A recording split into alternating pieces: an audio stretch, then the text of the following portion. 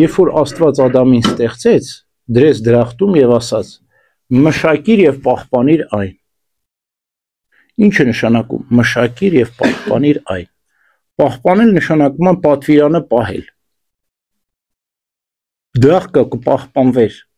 եթե Ադամը պատվիրանը պահեր։ Պատվիրանապահությունը դրախտի պահպանությունն էր։ Որն էր պատվիրանը։ Չուտել արգելված պտղից, բարու չարի գիտության ծառի պտղից։ Երկրորդ, մշակիր այն։ Մշակել ինչու համար էր։ Դրախտում մշակության կարիք չկար։ Պտուղները միշտ տալիս էին պտուղ։ Անփութ էին պտուղները, չէին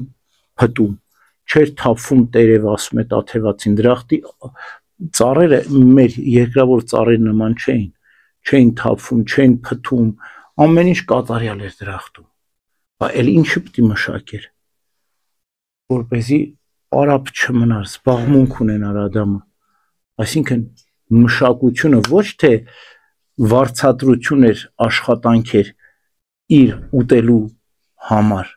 այլ ուղղակի Աստծո պատվիրանը պահելու մի միջոց էր, որ պարապ չմնար Ադամը։ Եվան ինչ արեց։ Պարապ մնաց, ասում է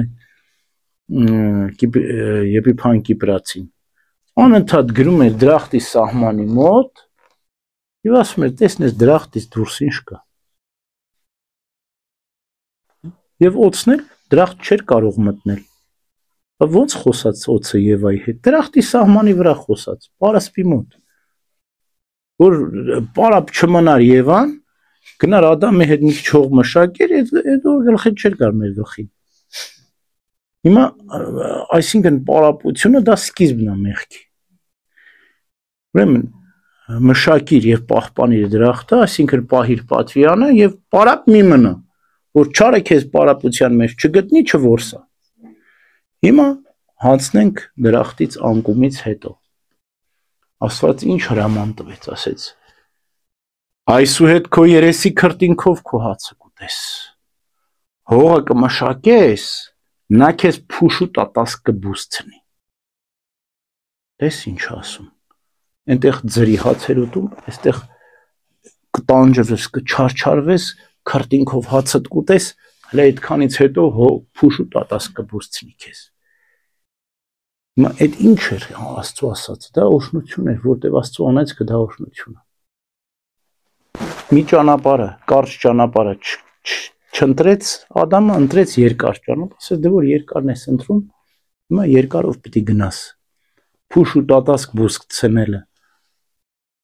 երեսի քրտինքով հաց ուտելը դա ապաշխարության ճանապարհ էր իրականում։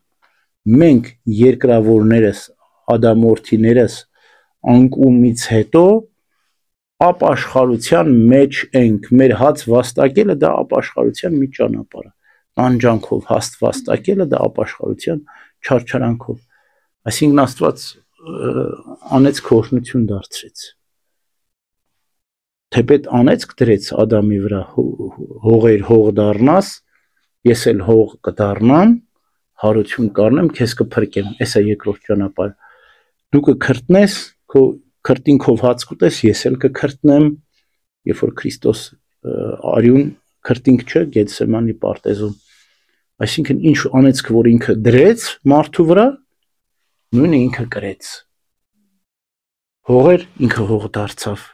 այսինքն հողերեն բնության արավ, գերեզման դրվեց, երեսի քրտինքով հաց կերավ, չարչարվեց, տանջվեց, մեզ համար այդ ամբողջը կրեց,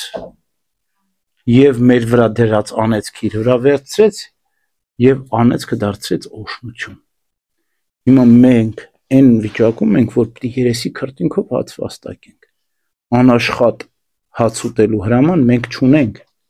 ով չի աշխատում, հաց էլ չուտի, ասում է Պողոս առաքյալը։ Պիտի աշխատենք, չարչարվենք, այդ աշխատանքը մեզ համար թե կերակուր հայթայթելու միջոց է և թե ապաշխարելու հնարավորություն։ Էս է Աստծո պատվերը։ Ամեն։